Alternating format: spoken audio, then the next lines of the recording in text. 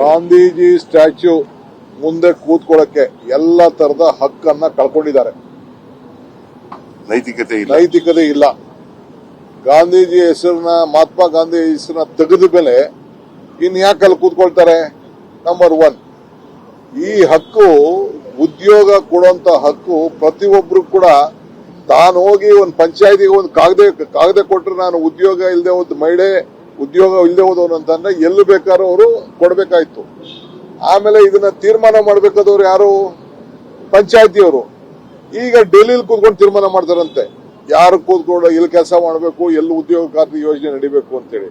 So ಪಂಚಾಯತಿಗಳ ಮೆಂಬರ್ಗಳ ಹಕ್ಕು, ಪಂಚಾಯತಿಗಳ ಹಕ್ಕು, ಉದ್ಯೋಗ ಪಡ್ಕೊಳ್ಳೋರ ಹಕ್ಕು, ಎಲ್ಲರ ಹಕ್ಕನ್ನು ಕೂಡ ಈ ಸರ್ಕಾರ ಕಿತ್ಕೊಂಡು ಕಾಂಟ್ರಾಕ್ಟರ್ಗಳೇ ನೆರವು. ಯಾವನಾರ ಕಾಂಟ್ರಾಕ್ಟರ್ ಆ ತಾಲೂಕಲ್ಲಿ ಏನಾದ್ರು ಕೆಲಸ ಮಾಡ್ತಾ ಇದ್ರೆ ಅಲ್ಲೋ ಕೆಲಸ ಮಾಡ್ಬೇಕಂತೆ. ಆ ರೀತಿ ಈ ತೀರ್ಮಾನವನ್ನ ಮಾಡಿದ್ದಾರೆ. ಅದಕ್ಕೆ ನಾವು ಎಲ್ಲ ಪಂಚಾಯತಿಗಳಿಗೆ ಶಕ್ತಿ ತುಂಬಬೇಕು ಅಂತೇಳಿ ಮತ್ತೆ ಮಹಾತ್ಮ ಗಾಂಧೀಜಿಯವರ ಹೆಸರನ್ನ ಪ್ರತಿಯೊಂದು ಗ್ರಾಮ ಪಂಚಾಯತಿ ಮುಂದೆ ಅವರ ಹೆಸರನ್ನ ಜೋಡಿಸಿ ನಾವು ಹೊಸ ಆದೇಶವನ್ನ ಮಾಡ್ತೇವೆ.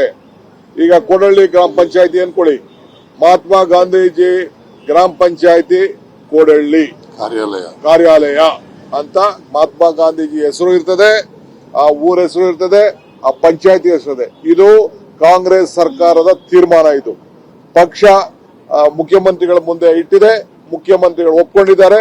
ನಾವು ಇದನ್ನ ಕೂಡಲೇ ಆದೇಶವನ್ನ ಮಾಡ್ತೇವೆ. ಗಾಂಧೀಜಿನ ಹೆಸರನ್ನ ಸಾಯಿಸಲಿಕ್ಕೆ ಬಿಡುವುದಿಲ್ಲ. ಗಾಂಧೀಜಿ ಕೊಂದವರಿಗೆ ಈ ಅವಕಾಶ ನಾವು ಕೊಡೋದಿಲ್ಲ. ಗಾಂಧೀಜಿ ಅವರ ಹೆಸರು ಜೀವಂತವಾಗಿ ಎಲ್ಲಿವರೆಗೂ ಪಂಚಾಯತಿ ವ್ಯವಸ್ಥೆ ಇರ್ತದೆ, ಎಲ್ಲಿವರೆಗೂ ಗ್ರಾಮೀಣ ಇರ್ತದೆ, ಎಲ್ಲಿವರೆಗೂ ಈ ಪ್ರಜಾಪ್ರಭುತ್ವ ಉಳಿದಿರ್ತದೆ, ಅಲ್ಲಿವರೆಗೂ ಕೂಡ ಈ ಗಾಂಧೀಜಿಯವರ ಹೆಸರನ್ನ ನಾವು ಉಳಿಸ್ಕೊಂಡು ಹೋಗುವಂತ ಕೆಲಸವನ್ನ ನಾವು ಮಾಡಿ ಆ ಹಕ್ಕನ್ನ ಏನು ಮನಮೋಹನ್ ಸಿಂಗ್ ಅವರು, ಸೋನಿಯಾ ಗಾಂಧಿ ಅವರು ನಮಗೆ ಕೊಟ್ಟರು, ಇಡೀ ದೇಶಕ್ಕೆ ಕೊಟ್ಟರು, ಅದನ್ನ ಉಳಿಸುವಂತ ಕೆಲಸವನ್ನ ನಾವು ಮಾಡ್ತೇವೆ. ಗಾಂಧೀಜಿ ಸ್ಟ್ಯಾಚ್ಯೂ ಮುಂದೆ ಕೂತ್ಕೊಳ್ಳಕ್ಕೆ ಎಲ್ಲ ತರದ ಹಕ್ಕನ್ನ ಕಳ್ಕೊಂಡಿದ್ದಾರೆ. ನೈತಿಕತೆ ಇಲ್ಲ. ಗಾಂಧೀಜಿ ಹೆಸರನ್ನ, ಮಹಾತ್ಮ ಗಾಂಧಿ ಹೆಸರನ್ನ ತೆಗೆದ ಮೇಲೆ ಯಾಕೆ ಅಲ್ಲಿ ಕೂತ್ಕೊಳ್ತಾರೆ?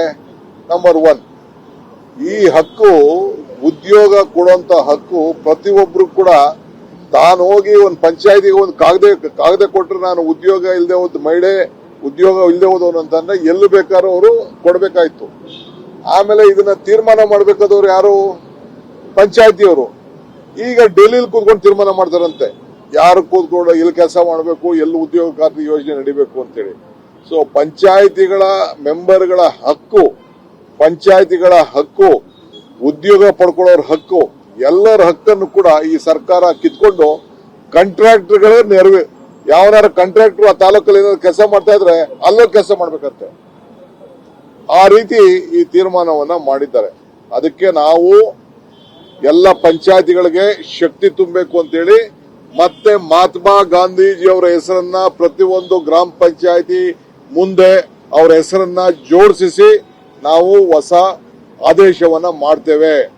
ಈಗ ಕೊಡಳ್ಳಿ ಗ್ರಾಮ ಪಂಚಾಯತಿ ಅನ್ಕೊಳ್ಳಿ, ಮಹಾತ್ಮ ಗಾಂಧೀಜಿ ಗ್ರಾಮ ಪಂಚಾಯತಿ ಕೋಡಳ್ಳಿ ಕಾರ್ಯಾಲಯ ಅಂತ ಮಹಾತ್ಮ ಗಾಂಧೀಜಿ ಹೆಸರು ಇರ್ತದೆ, ಆ ಊರ ಹೆಸರು ಇರ್ತದೆ, ಆ ಪಂಚಾಯತಿ ಹೆಸರು ಇದೆ. ಇದು ಕಾಂಗ್ರೆಸ್ ಸರ್ಕಾರದ ತೀರ್ಮಾನ. ಇದು ಪಕ್ಷ ಮುಖ್ಯಮಂತ್ರಿಗಳ ಮುಂದೆ ಇಟ್ಟಿದೆ, ಮುಖ್ಯಮಂತ್ರಿಗಳು ಒಪ್ಕೊಂಡಿದ್ದಾರೆ.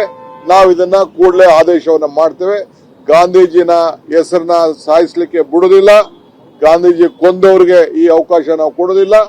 ಗಾಂಧೀಜಿ ಅವರ ಹೆಸರು ಜೀವಂತವಾಗಿ ಎಲ್ಲಿವರೆಗೂ ಪಂಚಾಯತಿ ವ್ಯವಸ್ಥೆ ಇರ್ತದೆ, ಎಲ್ಲಿವರೆಗೂ ಗ್ರಾಮೀಣ ಇರ್ತದೆ, ಎಲ್ಲಿವರೆಗೂ ಈ ಪ್ರಜಾಪ್ರಭುತ್ವ ಉಳಿದಿರ್ತದೆ, ಅಲ್ಲಿವರೆಗೂ ಕೂಡ ಈ ಗಾಂಧೀಜಿಯವರ ಹೆಸರನ್ನ ನಾವು ಉಳಿಸ್ಕೊಂಡು ಹೋಗುವಂತ ಕೆಲಸವನ್ನ ನಾವು ಮಾಡಿ ಆ ಹಕ್ಕನ್ನ ಏನು ಮನಮೋಹನ್ ಸಿಂಗ್ ಅವರು, ಸೋನಿಯಾ ಗಾಂಧಿ ಅವರು ನಮಗೆ ಕೊಟ್ಟರು, ಇಡೀ ದೇಶಕ್ಕೆ ಕೊಟ್ಟರು, ಅದನ್ನ ಉಳಿಸುವಂತ ಕೆಲಸವನ್ನ ನಾವು ಮಾಡ್ತೇವೆ.